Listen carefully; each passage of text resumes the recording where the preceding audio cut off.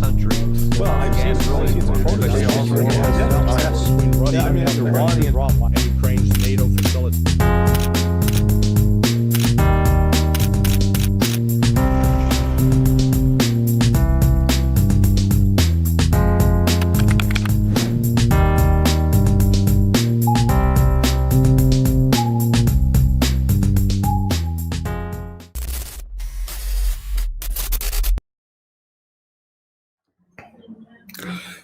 And we are live once again with the one and only, great, fantastic.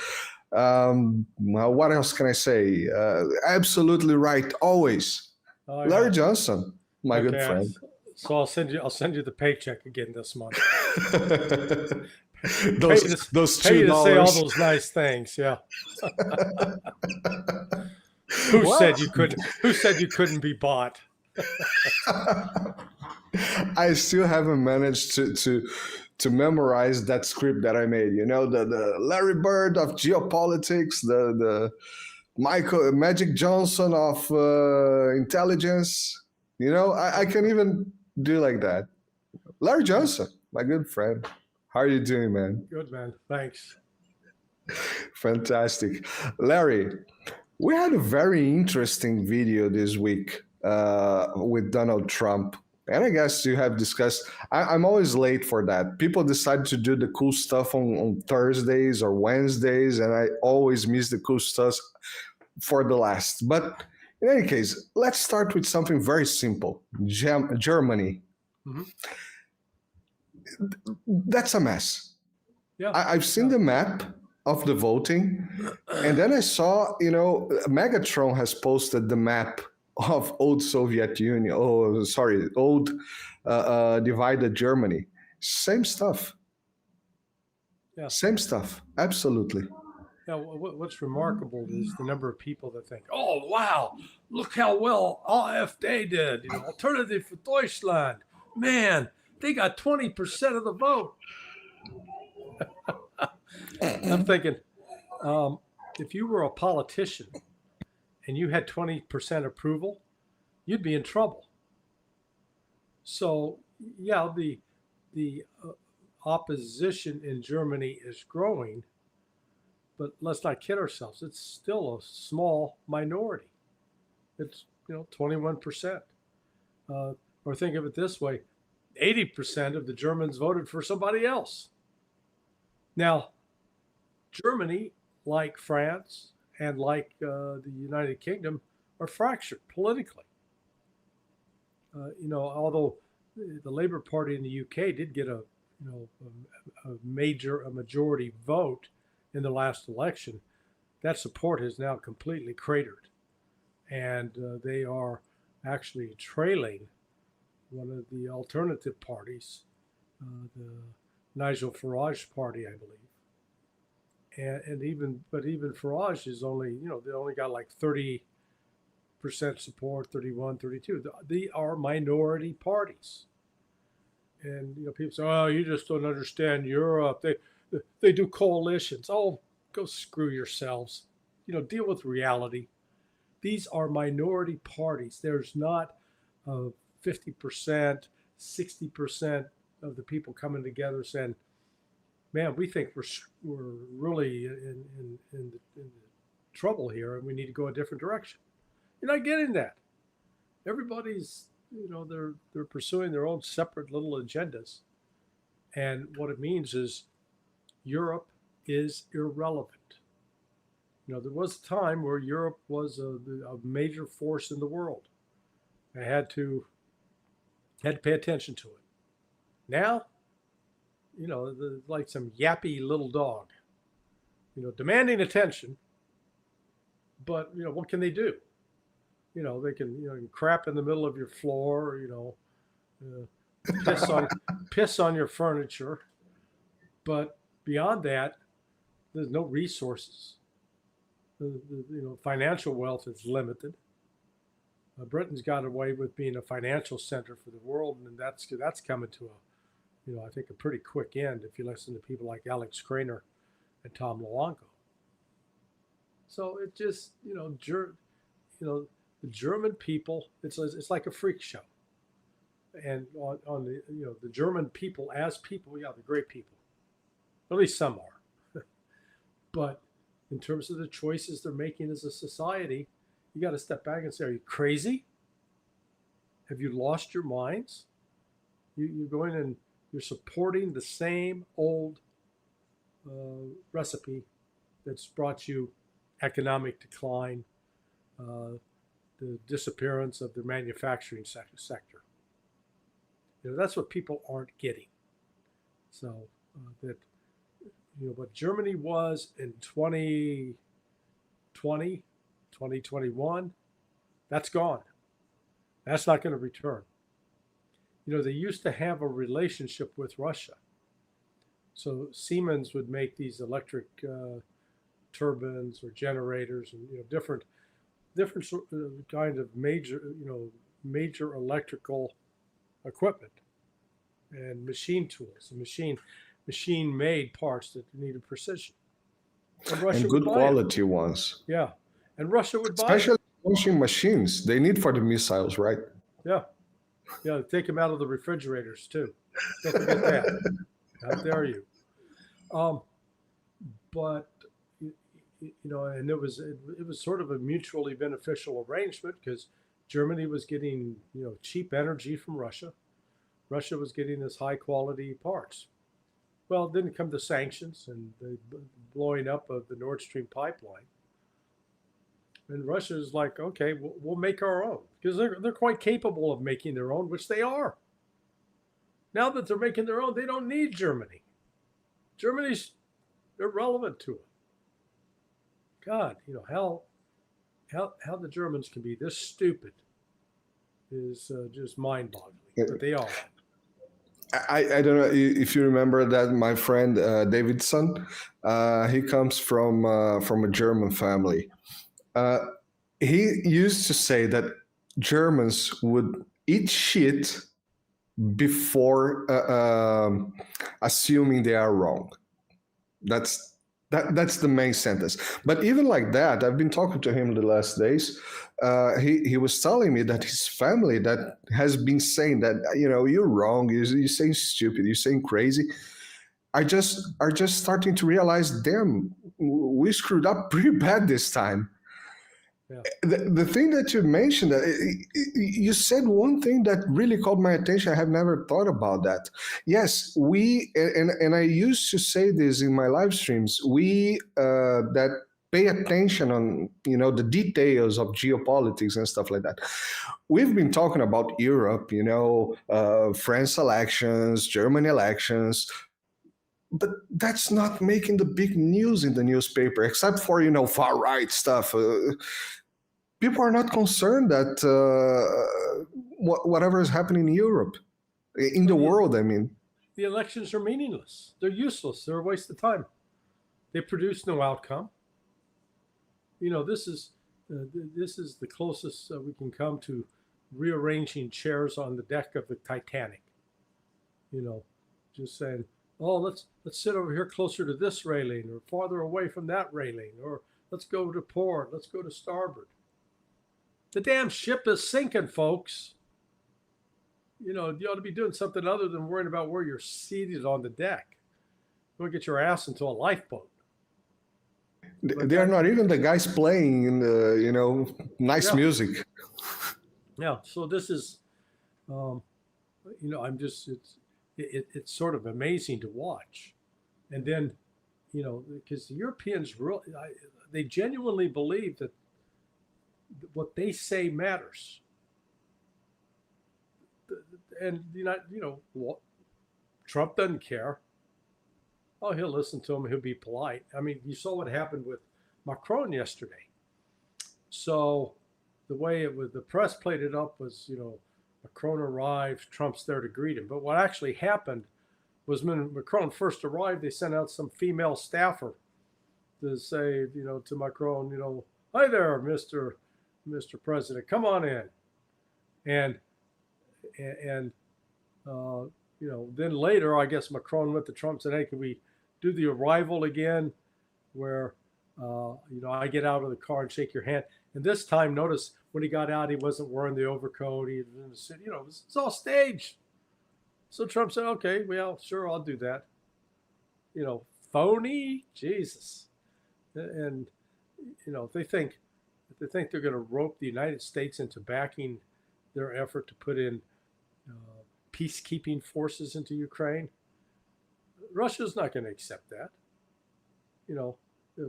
Allow the UK and the French and the Germans to post their military personnel right on Russia's border. They're smoking dope. They're taking cocaine. They're doing something because it's making them insane.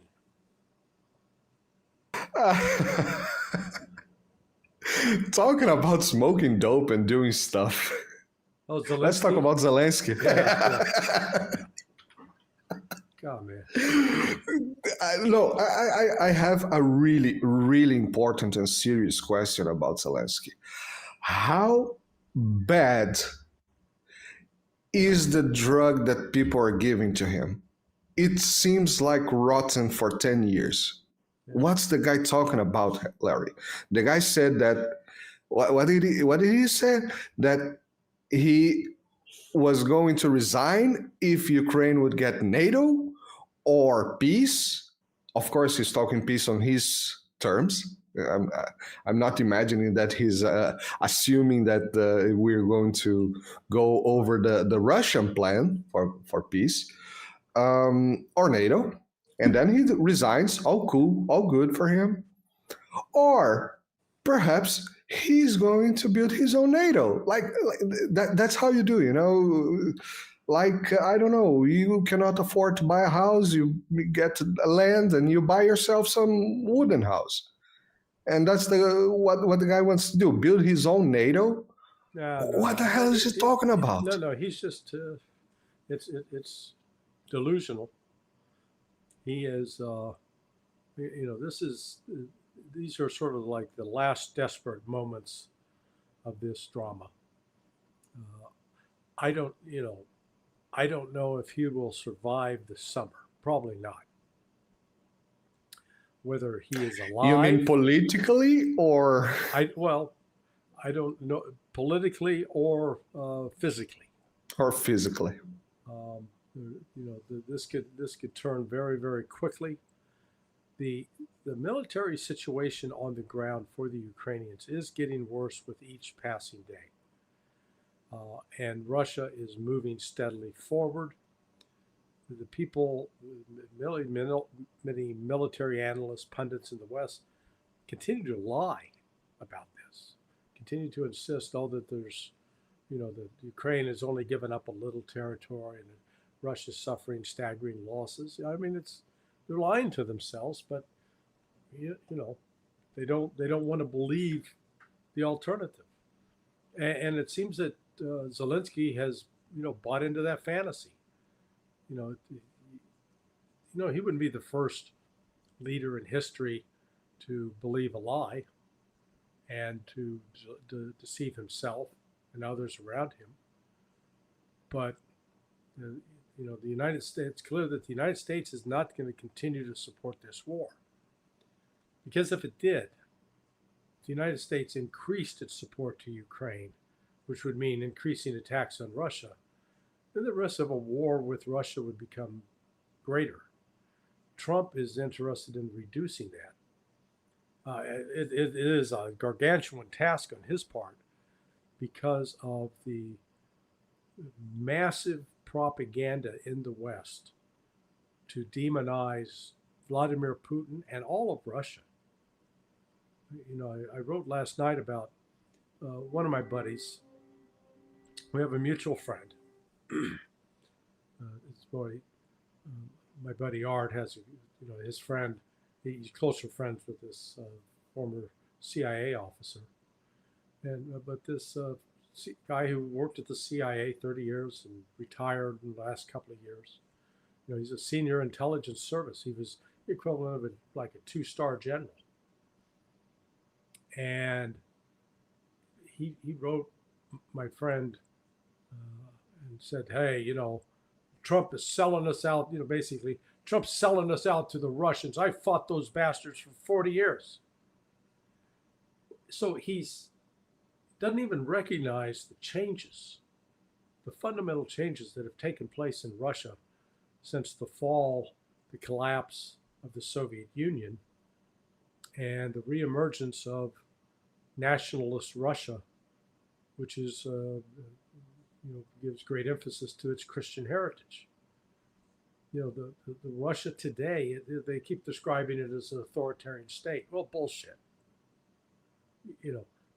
The United Kingdom, that's an authoritarian state where you can get arrested for praying. Think about that. Praying, expressing. For praying, the local pray is not if you're from somewhere else. Is the local pray? No, it's unbelievable. I've been to, over the past year, I've been to Moscow twice and St. Petersburg once. Hardly saw any police. The police presence is real. It's almost absent. It's really weird. And it's not like you got a bunch of watchers on the street. I remember what it was like in Ukraine, in Kiev, back in 1994. You checked into a hotel, you had a babushka, giving you the old hairy eyeball, watching you, what are you doing? There was more active surveillance, back then, 30 years ago. But now in Russia today, it's I would argue it's a more open, freer society than any of the states in Europe. But nobody wants to hear that. So there's this deep-seated hatred of Putin, hatred of Russia, and as such, getting the West off that drug of hatred is going to be a real challenge. Exactly. This is what I don't know what I cannot understand that, because I'm Brazilian. As Brazilian, we are used to differences. We are very used to differences, and we have some. We can mostly, because we discussed this already, mostly is, soft power that tells, oh yeah, Russia bad, China bad, all those things, Iran bad. But then you go somewhere. When I was traveling around, I was meeting people working different countries, meeting people from everywhere. It was always good people. Some assholes, of course, there is assholes everywhere. There were. I worked with great North Americans. I worked with great Indians, great Pakistanis, great Russians, great Chinese. Always great people. Yeah. Some of them were assholes, but that's nature. Some Brazilians are assholes. That's normal. Larry, I would like to discuss the main topic of today. And this is the incredible video that came out from a Trump speech this weekend, I guess, or Friday,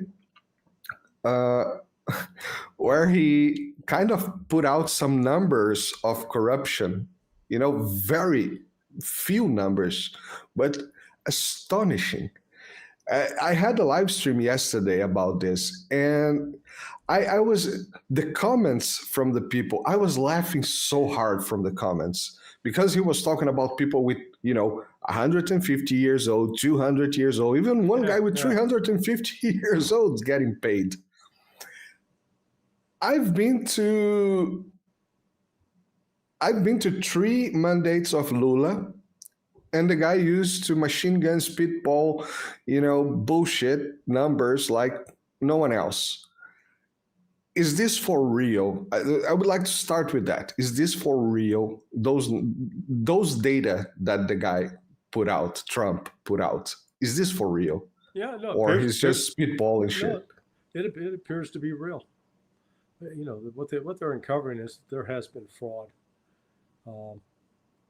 This is, I know some people interpret what Trump is doing as they're likening it to Adolf Hitler clearing out the bureaucrats in the Weimar Republic. I think that's a poor comparison. Trump is not Adolf Hitler. All right. Trump is, whatever his flaws and faults and shortcomings.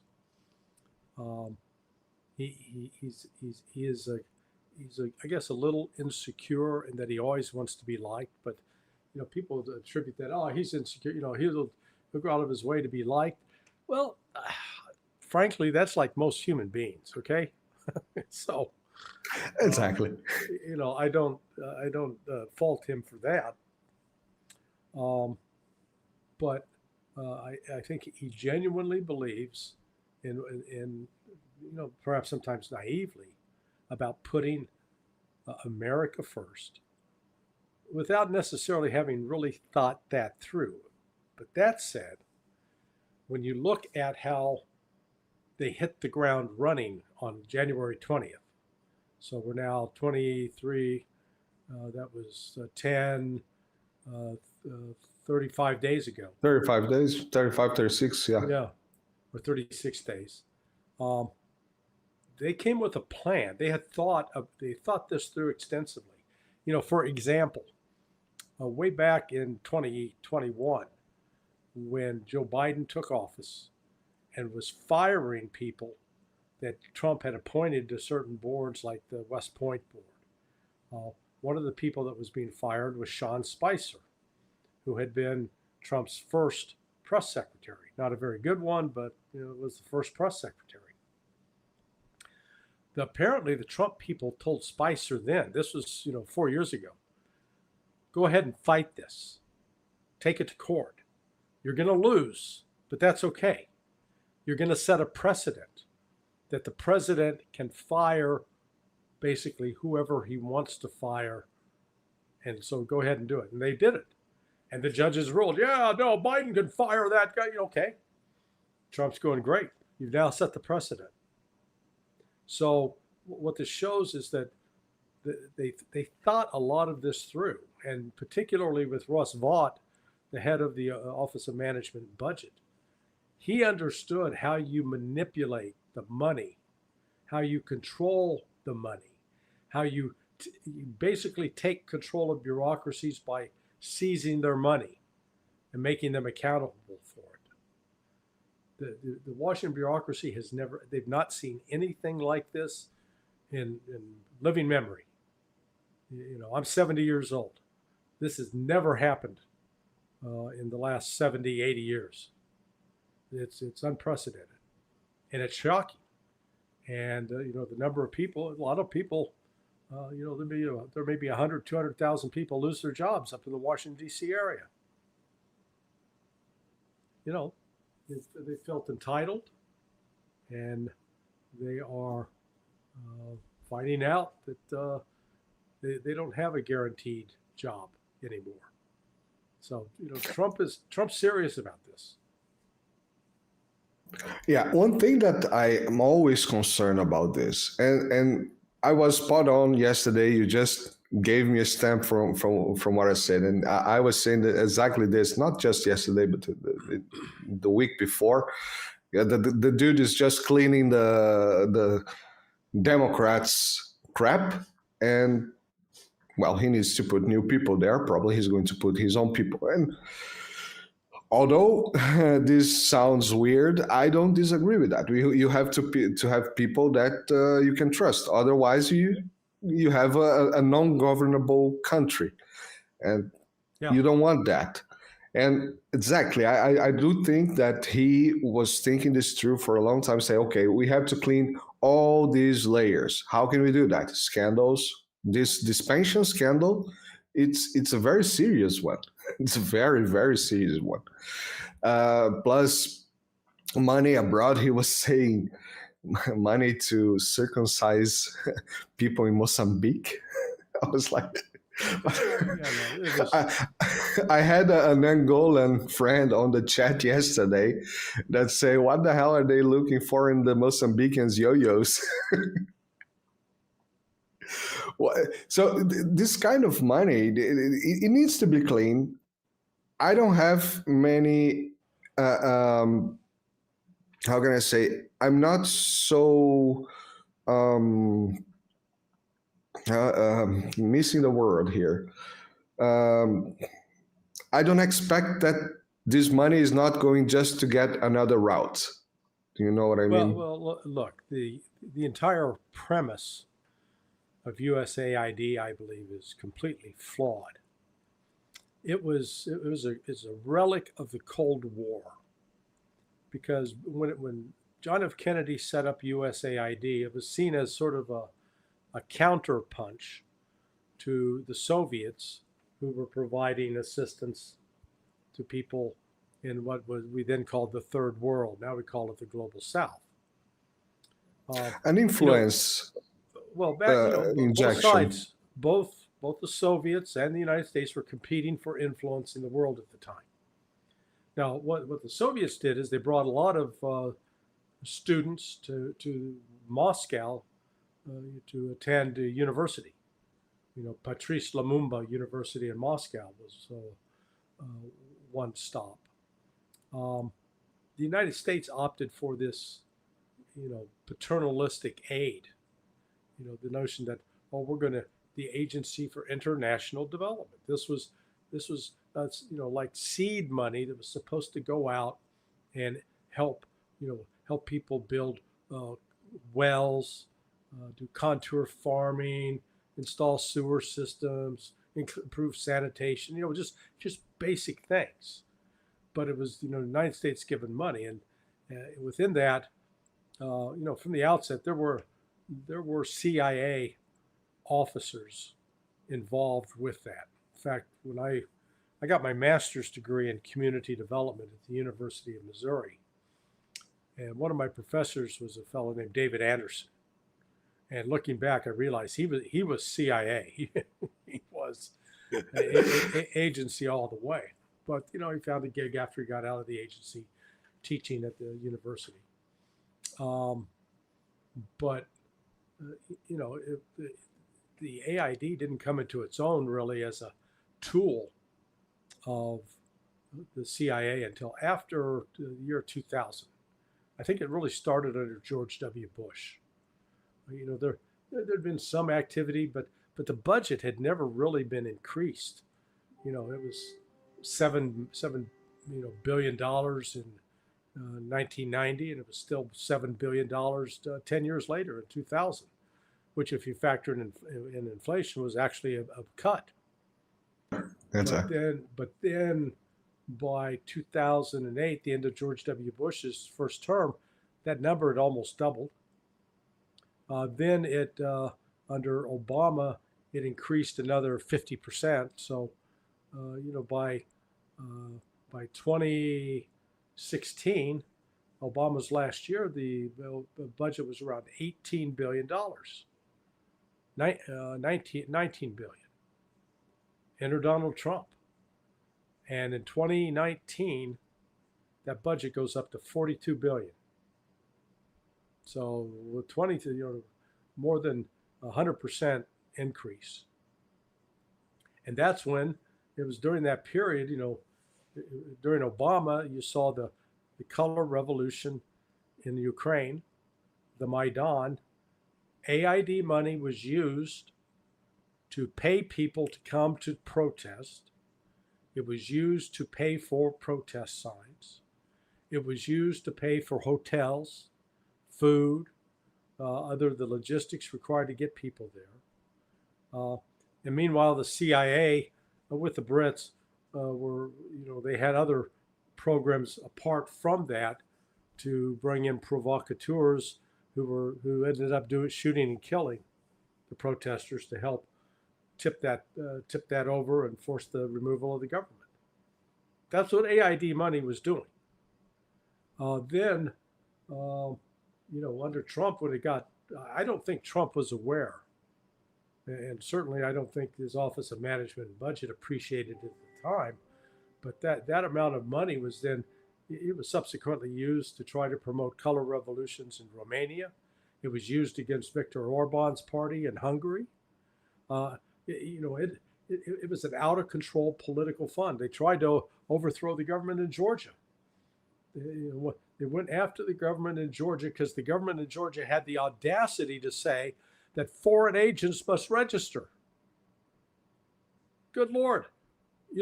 I've had to, register as a foreign agent because of one client I have who's overseas. No big deal. Disclose it. I've got nothing to hide. But, AID wanted to stay in the shadows. So, that's when Trump came in and they went right after AID. They knew something. And we're beginning to discover, I don't know who had tipped them off, but it's clear that they were tipped off. I was watching this. I believe it was the live stream from the Duran with Robert Barnes. Yeah. Amazing dude. I have to put in 0.5x because the guy's a machine gun of knowledge. Yeah, no, he's great. Yeah, but he speaks too fast. But you know how you deal with that. I have to put in 0.5x or learn better English. No. You just go to your YouTube settings and slow down the speed. Yeah, exactly. Yeah. That's what I do. But then the live stream takes 4 hours instead of 2, which is already long.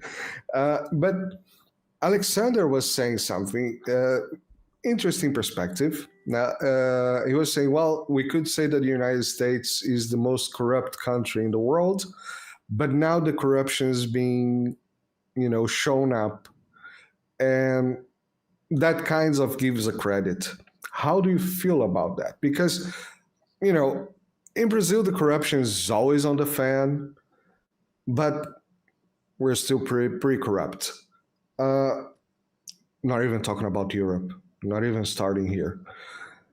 How do you feel about that? Because what I feel, a lot of numbers are coming out.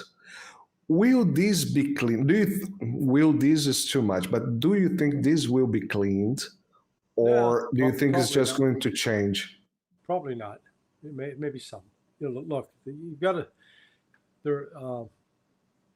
This is one of those cases where I wish I'd won the lottery because then I could fund what needs to be done, which is let's publish first a score sheet. I'll give you an example. Lindsey Graham, when he first went into Congress, his net worth was $800,000. Now, as of last year, his net worth is between $42 and $82 million. It's a darn good salary. How do you become a multimillionaire like that when you're making $200,000 a year? Which, sounds like a lot of money if you're living in the countryside of Kenya or something. But Washington, D.C., that's a good, solid middle-class income. You're not going to get wealthy off of that. He's not the only one. Same, you can say that Mitch McConnell, Nancy Pelosi, Steny Hoyer. Just go through.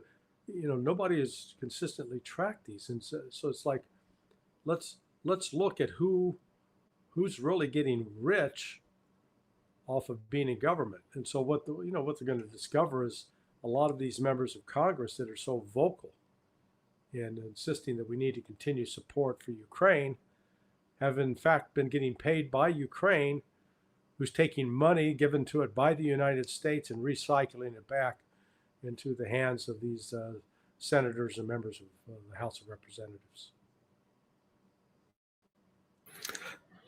Yeah. And then we have Zelensky saying that we don't get 350 billion, we only got 90. Well, check those accounts. You're going to find some of that money there for sure. But that brings me back to Zelensky, Larry, and to go to our final thoughts on this. I was watching you on the Judge yesterday, and you said something that called a lot my attention. indeed, and that's the possibility of Zelensky facing charges of corruption, of money laundering in the United States. And just to complement that, just this week, there was, not to complement your perspective, but complement my question. Just this week, there was out a article saying that the French police found some villas and some land that Zelensky bought just after. Who was it that told Zelensky should go to France now? Yeah, it was somebody on the Trump team said it. I never got a specific name. Yeah. Plus, we have Arestovich basically saying that if he runs for president and get elected, Arestovich, for those who doesn't know, is former Zelensky BFF. He would jail Zelensky. So this look a lot like, people closing the pinches on Zelensky on all fronts. Like, you cannot go anywhere, dude. Yeah, he's painted into a corner. He's banked a lot now on Europe's making all these promises. Oh yeah, we're going to give you $20 billion. We're sending you now $3.5 billion. At the very time that these European countries are in economic decline and chaos. So they really don't have the money to spend. They certainly do not have the industrial base to produce the weapons that Zelensky needs. And as Trump made clear, hey, the United States are happy to provide weapons to Ukraine, provided that Europe buys it from the United States, and then Europe gives it to Ukraine.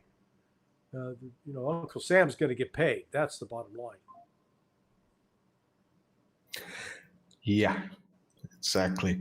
And I just been looking at this, and for more than for over a year, I've been saying that most likely we're gonna have one of those moments where someone is found, self-exit in a bunker, isolated with his wife.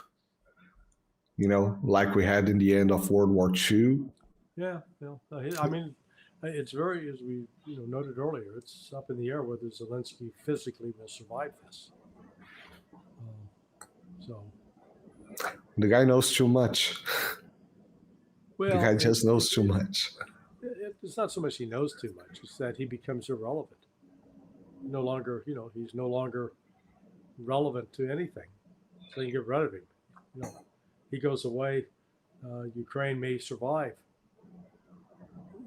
This is what, the way the thing is currently being presented on the U.S. side is the U.S. wants to cut this major deal to get access to the raw materials in Ukraine, which means that U.S. investors would be there, the U.S. companies would be there. I'm not sure Russia's going to be real keen on that. Because this would be the camel's nose under the tent approach to bringing back U.S. military support for Ukraine. I forgot to ask that, but just to finish, I was reading your article about Zelensky selling the double selling the rare earth, not so rare, to Britain and to the United States. Yeah. Can you disclose a little bit about that? The article was so interesting. You even mentioned Mel Brooks, but the scenes I couldn't watch. Somehow Universal Studio blocks Italy from watching the scenes of the movies. Oh, really?